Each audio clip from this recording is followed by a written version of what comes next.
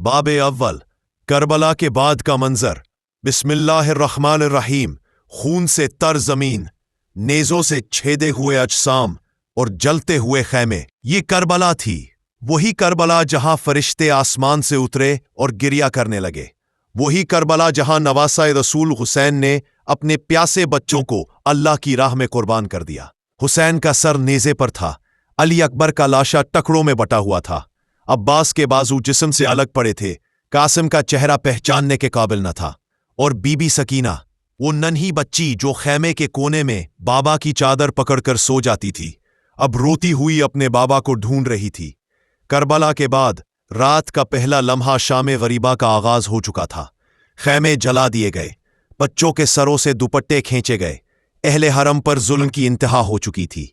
बीबी ज़ैनब, जिनके आंखों के सामने उनके भाई हुसैन को शहीद किया गया, अब अहले बैत के बच जाने वाले चंद नफूस की मुहाफिज थी। बीबी ज़ैनब ने खाक में बैठे बच्चों को संभाला, बीबी उम्मे कलसूम को दिलासा दिया और इमाम ज़ैनुल आबिदीन को सहारा देकर उठाया। कैद का ऐलान। कूफा से शाम की जानिब इब्ने साद की फौज ने हुक्म दिया कि ये कैदी बनाए जाएंगे। रस्सियां लाई गईं, तोक और जंजीरें बांधी गईं, बीबियों के सरों से चादरें छीनी गईं। सैयदा ज़ैनब की पुश्त पर कोड़ा मारा गया, मगर उनकी जुबान पर सब्र और अल्लाह का शुक्र था।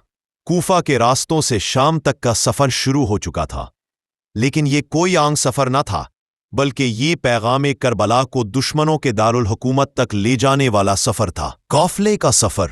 बीबी ज़ैनब की हिकमत व बसीरत। कूफा से शाम का ये सफर, जो कई दिनों पर मुहित था, बीबी ज़ैनब ने हर पड़ाव पर अपनी बसीरत, इल्म और जुबान से अहले कूफा और राहगीरों को झंझोड़ा। जब कूफा की औरतों ने पर्दादार खवातीन को इस हाल में देखा तो रोने लगी। बीबी ज़ैनब ने उनसे फरमाया, रो नहीं रही हो हम पर, रो खुद पर, अपने बच्चों पर, क्योंकि तुमने हुसैन जैसे वली अल्लाह को कत्ल होते देखा और खामोश रही। बीबी ज़ैनब का हर जुमला एक तीर की तरह लोगों के ज़मीर में पैवस्त हो जाता। इमाम ज़ैनुल आबिदीन, खामोश कैदी मगर बुलंद रूह। इमाम ज़ैनुल आबिदीन की हालत बीमारी में निहायत नाजुक थी।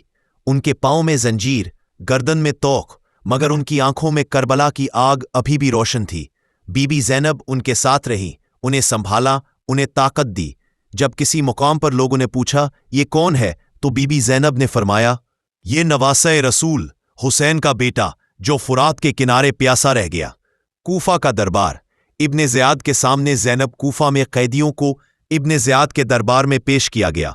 उसने बुलंद आवाज से कहा, देखो अल्लाह ने हुसैन और उसके खानदान को कैसा जलील किया। बीबी ज़ैनब ने बगैर किसी खौफ के कहा, नहीं, ये जिल्लत नहीं है, ये अजमत है। हमने अल्लाह की रजा के लिए अपना सब कुछ कुर्बान कर दिया।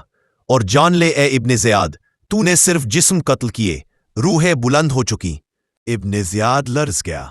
ये ज़बान कोई आम औरत की नहीं थी, ये ज़ैनब थी, अली की बेटी, फातिमा की तरबियत याफ्ता, हुसैन की हमराज। सफर जारी। दरबार शाम की तैयारी। कूफा में ज़ैनब ने खुतबा दिया, लोगों को बेदार किया, और यजीद के दरबार के लिए एक नया तूफान तैयार हो चुका था।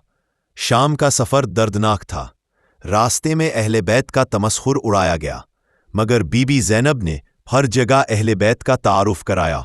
हम वो हैं जिन पर कुरान नाजिल हुआ, हम वो हैं जिन्हें रसूल सल्लल्लाहु अलैहि वसल्लम ने अपनी जान से ज्यादा चाहा। करबला के बाद पहला पैगाम। खुतबे की इब्तिदा। बीबी ज़ैनब का असल हदफ यही था, करबला को सिर्फ एक मैदान जंग न रहने देना, बल्कि उसे पैगाम क़यामत बना देना। यजीद अपने तख्त पर बैठकर समझ रहा था कि उसने हुसैन को ख़त्म कर दिया, मगर बीबी ज़ैनब ने तय कर लिया था, हम खामोश नहीं रहेंगे, हम बोलेंगे, दरबार में, गलियों में, मनबरों पर, और करबला का हर कतरा खून चीख चीख कर यजीद को बेनकाब करेगा। बाब अव्वल का इख्तिताम। खामोशी से तूफान तक। एक खामोश काफिला जिसके पीछे खाकिस्तर खैमे और सामने तख्ते यजीद। मगर इस खामोशी में एक तूफान छुपा है, और इस तूफान का मरकज है ज़ैनब बिनते अली। अगले बाब में हम चलेंगे शाम के दरबार की तरफ, जहां बीबी ज़ैनब का तारीखी खुतबा पूरी इंसानियत के लिए मिसाल बनेगा। बाब दोम। यजीद का दरबार। तागूत के मुकाबले में ज़ैनब दमिश्क की गलियां। قیدیوں کا داخلہ جب قافلہ اسیران کربلا دمشق کے قریب پہنچا، شہر کی گلیاں یزیدی جشن سے سجی ہوئی تھیں۔ لوگ خوشی سے دف بجا رہے تھے، چراغاں کیا جا رہا تھا اور یہ اعلان ہو رہا تھا، دیکھو حسین اور اس کے خاندان کو قید کر کے شام لایا جا رہا ہے۔ دمشق کی عوام حقیقت سے ناآشنا تھی۔ انہیں یہ بتایا گیا تھا کہ حسین نے بغاوت کی تھی اور خلیفہ وقت نے فتنے کو ختم کیا، مگر اس شور میں ایک چادر کے بغیر سر اور زنجیروں میں جکڑی عورت خاموش نہیں تھی۔ وہ جانتی تھی کہ حق بولنا چاہے تخت یزید کے سامنے ہو فرض ہے۔ یزید کا دربار سجا ہوا ظلم کا ایوان۔ یزید نے دربار میں بڑے بڑے سردار، قاضی، شعراء اور درباری بلائے تھے۔ تخت سلطنت پر بیٹھا یزید مغرور انداز میں قافلہ اہل بیت کا انتظار کر رہا تھا۔ اس کی نظر میں یہ قیدی اس کی فتح کا ثبوت تھے۔ پھر قافلہ اندر لایا گیا، سروں کو نیزوں پر بلند کیا گیا۔ سید الشہداء امام حسین کا سر ایک تشت میں یزید کے سامنے رکھا گیا۔ یزید نے گستاخی کی اور چھڑی سے سر حسین کے لبوں کو چھیڑنے لگا۔ اسی وقت ایک سیاہ چادر اوڑھے، زر جھکائے لیکن آنکھوں میں بجلی کی چمک لیے زینب بنت علی نے قدم آگے بڑھایا۔ یزید کی پہلی کوشش زینب کو چپ کرانا۔ یزید نے چاہا کہ بی بی زینب کو بولنے سے روکے۔ اس نے حکم دیا، یہ عورت خاموش رہے کیونکہ اگر یہ بولی تو دربار ہل جائے گا۔ مگر دربار میں موجود قاضی شریح نے کہا، اگر انہیں کچھ کہنے دیا جائے تو پتہ چلے یہ کتنے علم اور فضل والے لوگ ہیں۔ یزید نے اشارے سے اجازت دی اور سمجھا کہ کیا فرق پڑے گا، لیکن وہ نہیں جانتا تھا کہ اب جو لب کھلنے والے ہیں وہ صرف خطبہ نہیں، حشر کا پیش خیمہ ہے۔ زینب کا قیام، علی کی بیٹی کا جلال۔ بی بی زینب نے نہایت وقار سے سر اٹھایا۔ ان کے چہرے پر نقاہت تو تھی مگر ایمان کا نور جھلک رہا تھا۔ انہوں نے اپنی بات حمد باری تعالیٰ سے شروع کی، الحمدللہ رب العالمین وصلی اللہ علی جدی محمد وآلہ الطیبین الطاہرین۔ تمام تعریفیں اس اللہ کے لیے ہیں جو کائنات کا رب ہے، اور درود ہو میرے نانا محمد مصطفیٰ صلی اللہ علیہ وسلم اور ان کی پاکیزہ آل پر۔ یزید کے غرور کو چیلنج۔ پھر بی بی زینب نے یزید کی طرف دیکھا اور فرمایا، اے یزید، کیا تو سمجھتا ہے کہ تو نے زمین و آسمان کو قابو میں لے لیا؟ کیا تو ہمیں قیدی بنا کر اپنی عزت کا پرچم بلند سمجھتا ہے؟ کیا تو سمجھتا ہے کہ تو نے ہمیں ذلیل کر کے اللہ کو راضی کر لیا؟ تو نے ہمارے جوانوں کو قتل کیا، ہماری عورتوں کو بے پردہ کیا، بچوں کو پیاسا مارا، مگر اے یزید تو بھول گیا کہ اللہ سب دیکھ رہا ہے۔ آیات قرآنی کا ذکر۔ بی بی زینب نے یزید کو قرآن کی آیات یاد دلائی، وَلَا تَحْسَبَنَّ اللَّهُ غَافِلًا عَمَّا يَعْمَلُ الظَّالِمُونَ، تو ہرگز گمان نہ کر کہ اللہ ظالموں کے اعمال سے غافل ہے۔ یزید کے چہرے پر گھبراہٹ آ گئی۔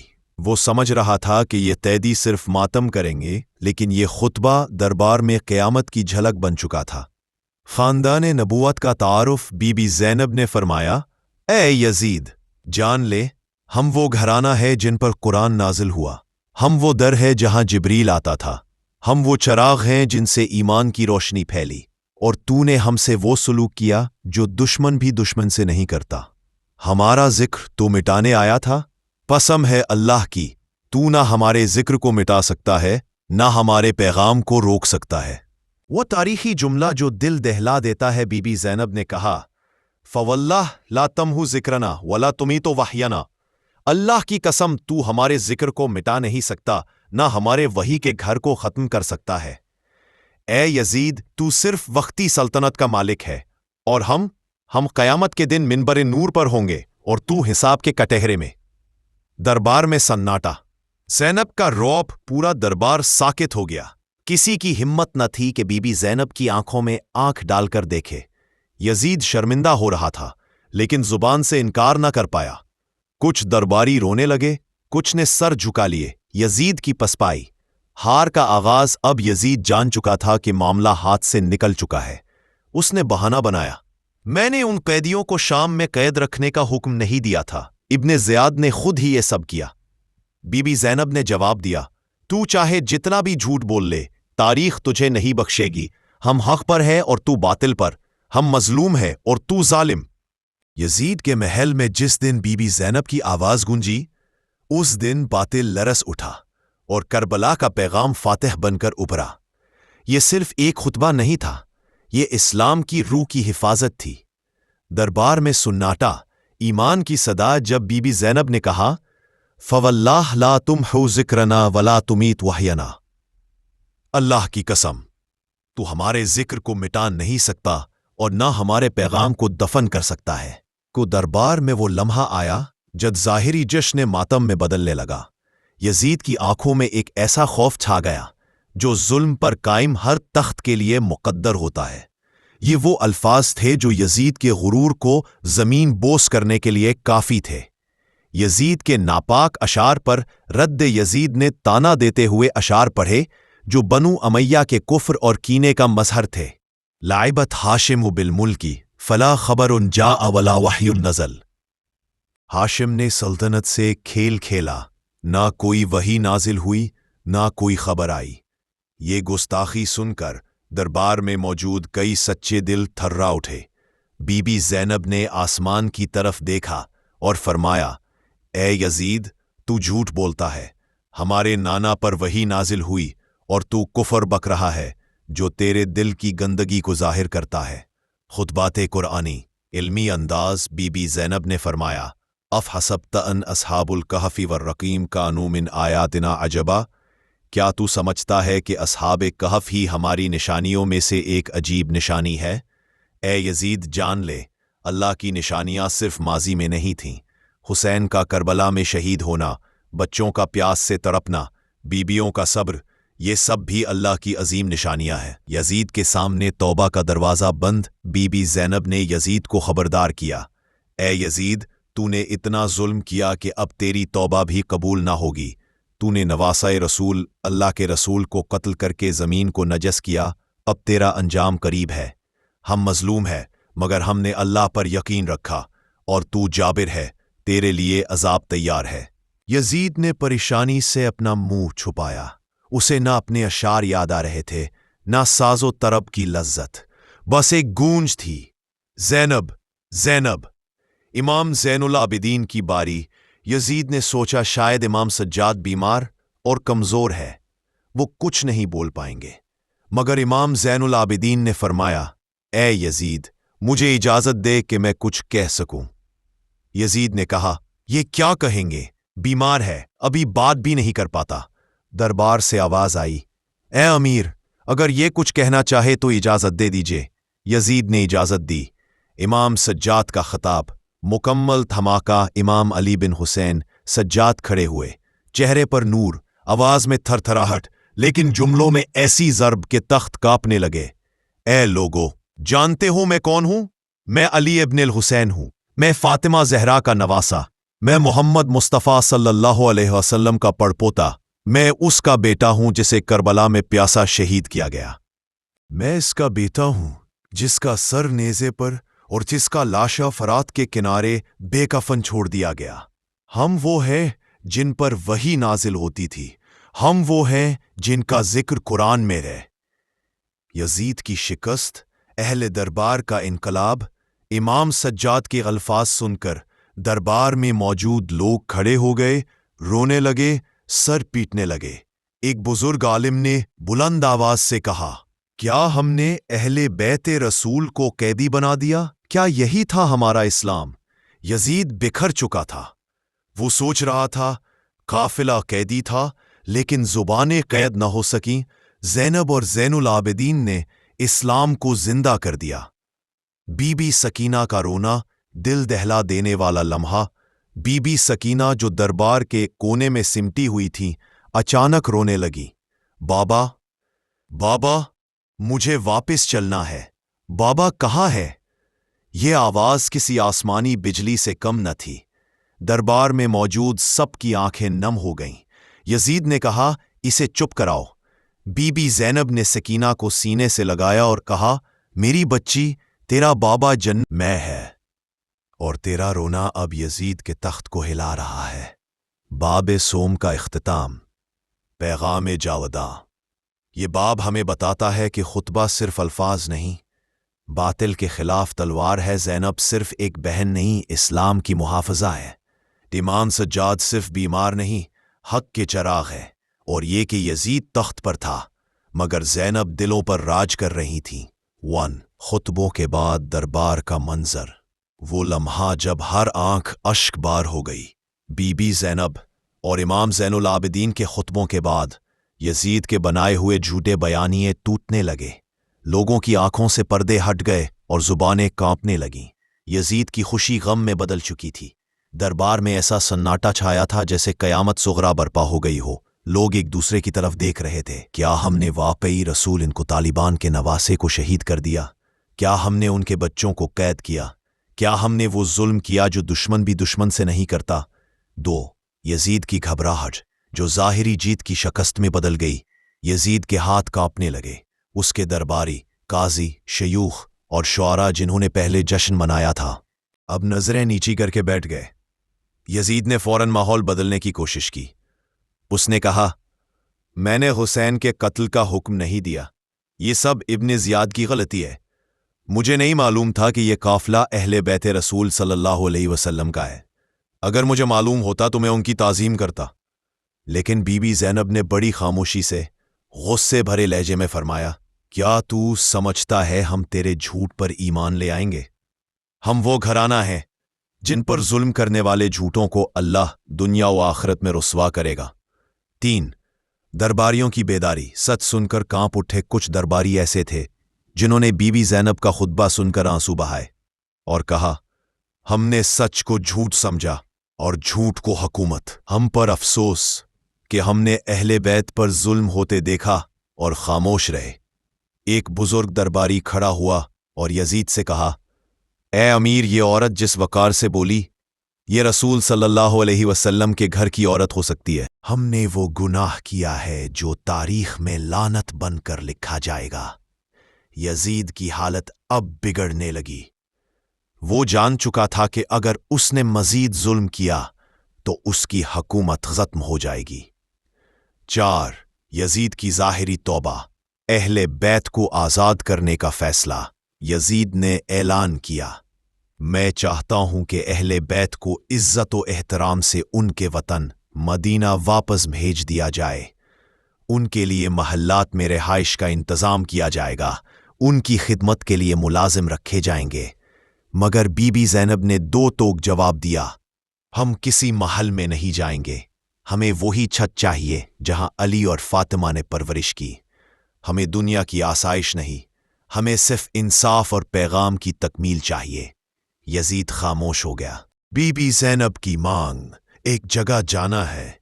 यजीद ने पूछा, ज़ैनब, तुम मदीना जाना चाहती हो? कुछ मांगो, मैं देने को तैयार हूं। बीबी ज़ैनब ने फरमाया, हमें पहले शाम के बाजार और खाली खेमों का हिसाब चाहिए। हमें पहले फुरात के किनारे हुसैन के लहू का जवाब चाहिए और हमें एक जगह जरूर जाना है। हमें हुसैन के सर को उनके जिस्म से मिलाने दो। ये सुनकर दरबार में जलजला आ गया। यजीद का चेहरा सफेद हो चुका था। उसने चुपचाप सरे हुसैन को दफन करने का इंतजाम करने का हुक्म दिया। 6 बीबी ज़ैनब ने शहर शाम में एक दिन गुजारने की इजाजत मांगी। बीबी ज़ैनब ने फरमाया, हम चाहते हैं कि हम अहले शाम के सामने खड़े होकर हकीकत बयान करें ताकि जो झूठ उन तक पहुंचाया गया वो खत्म हो। हम चाहते हैं कि हर औरत, हर मर्द, हर बच्चा जाने कि यजीद ने क्या किया। यजीद मजबूर हो गया और इजाजत दे दी। बीबी ज़ैनब और इमाम सज्जाद ने शाम की मस्जिद में खड़े होकर खुलेआम खुतबे दिए। शहर के लोग हैरान हो गए। जिस खानदान को वो बागी समझते थे, वही खानदान दरअसल नबी अलैहिस्सलाम के खून का वारिस निकला। अहले बैत की रिहाई। करबला का काफिला वापस कुछ दिन बाद। यजीद ने अहले बैत को रिहा किया। काफिला वापसी के लिए तैयार हुआ।